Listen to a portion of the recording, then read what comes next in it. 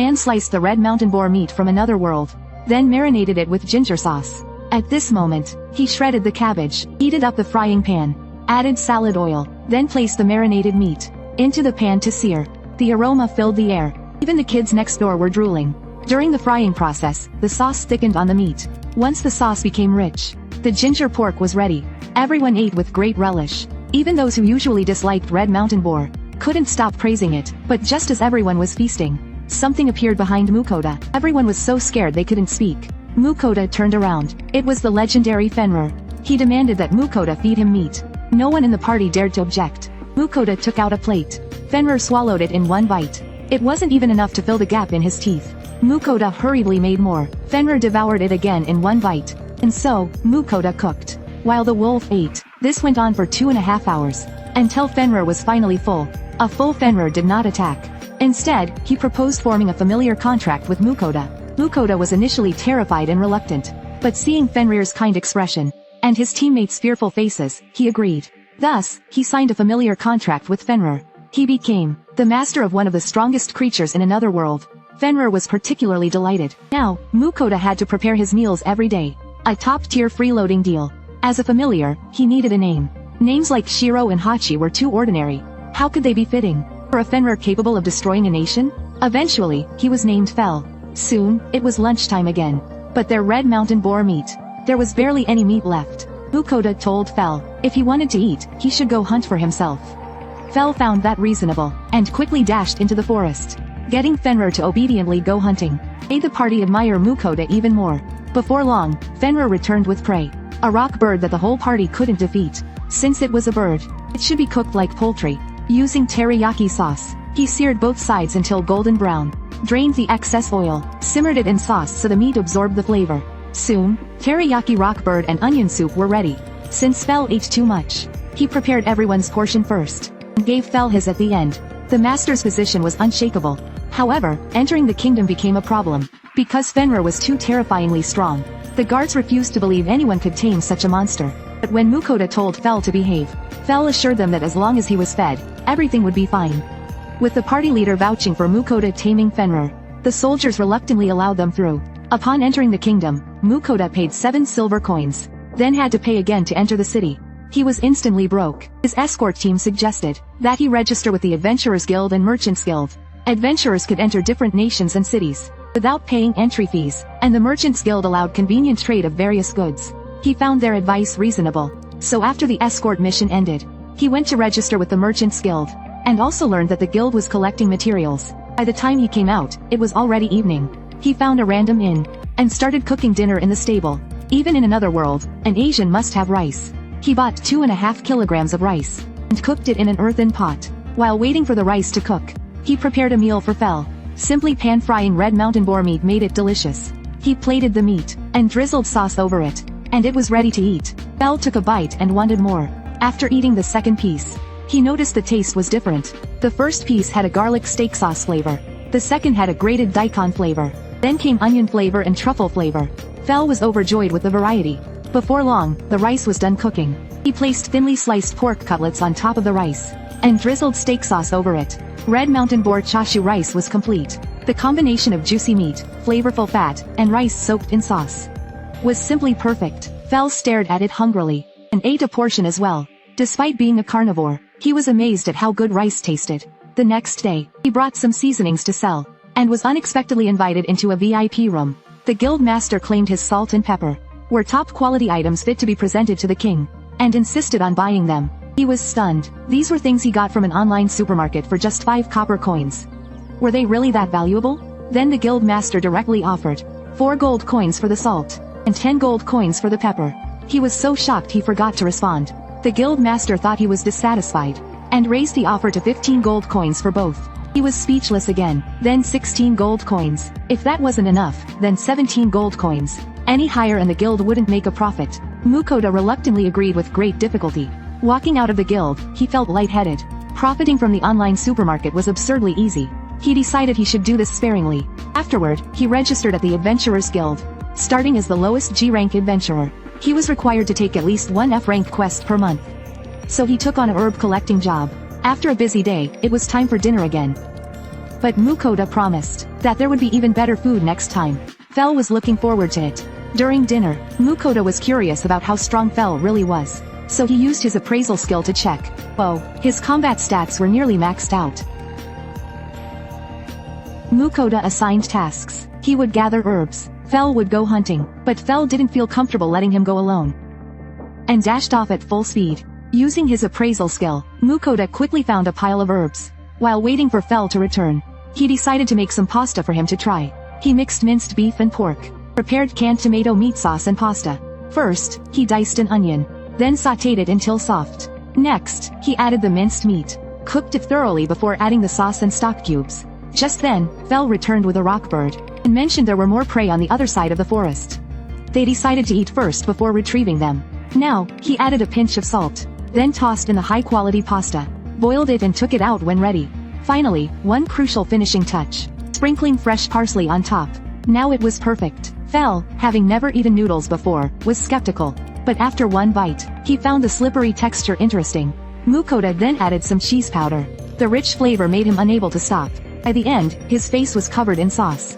After eating, they headed to the forest, and discovered Fel had taken down many monsters. Giant deer, black snakes, and killer grizzlies, there were so many.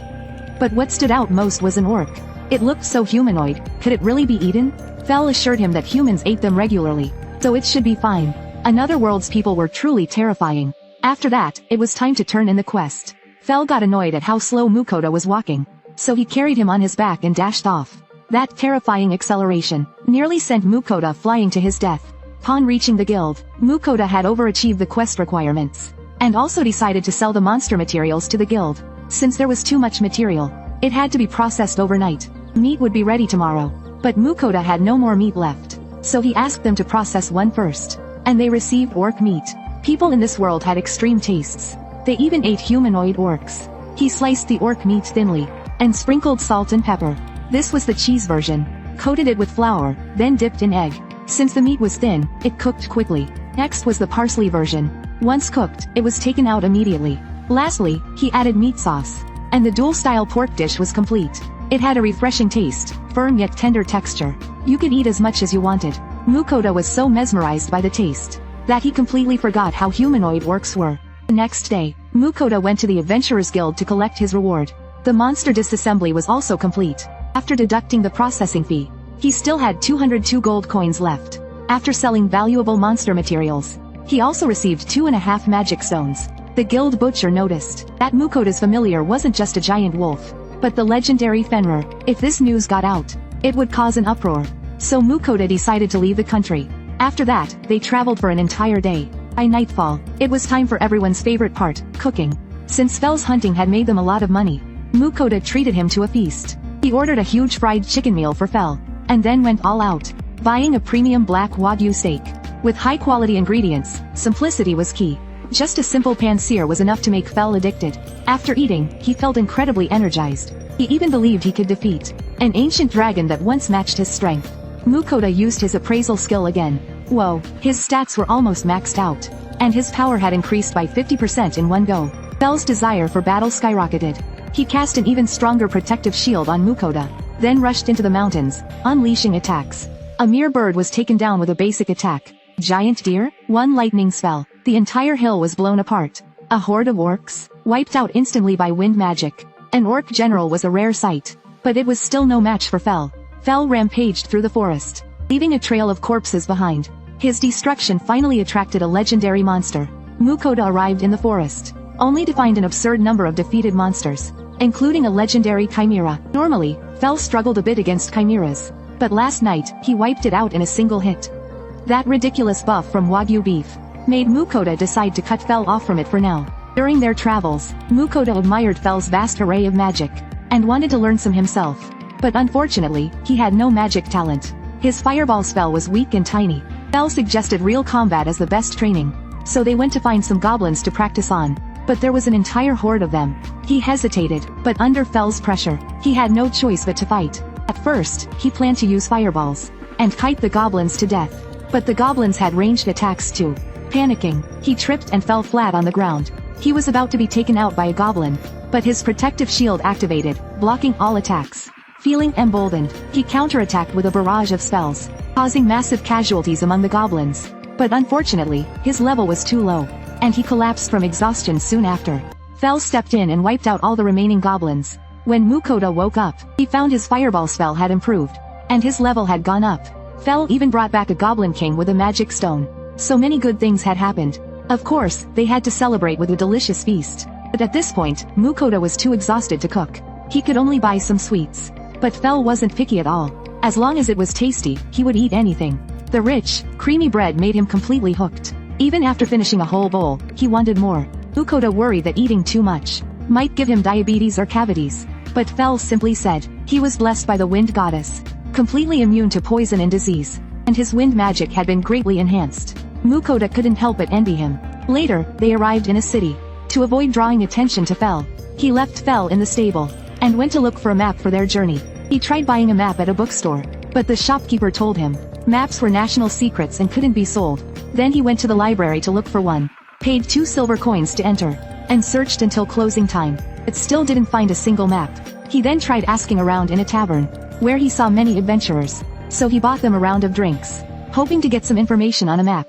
They were very friendly, and told him they actually had an old map, passed down from their ancestors. Seeing how generous he was, they offered to sell it for 1 gold coin. Excited, he happily bought the map at a high price. But then, a hero sitting nearby told him that the map was just a standard Adventurers Guild map, which could be bought for a few silver coins. Turns out, scammers exist everywhere, even in another world, but whatever, it was just 1 gold coin. He could easily earn that back. Afterward, they traveled east, hoping to taste some seafood. Soon, they arrived at a lakeside.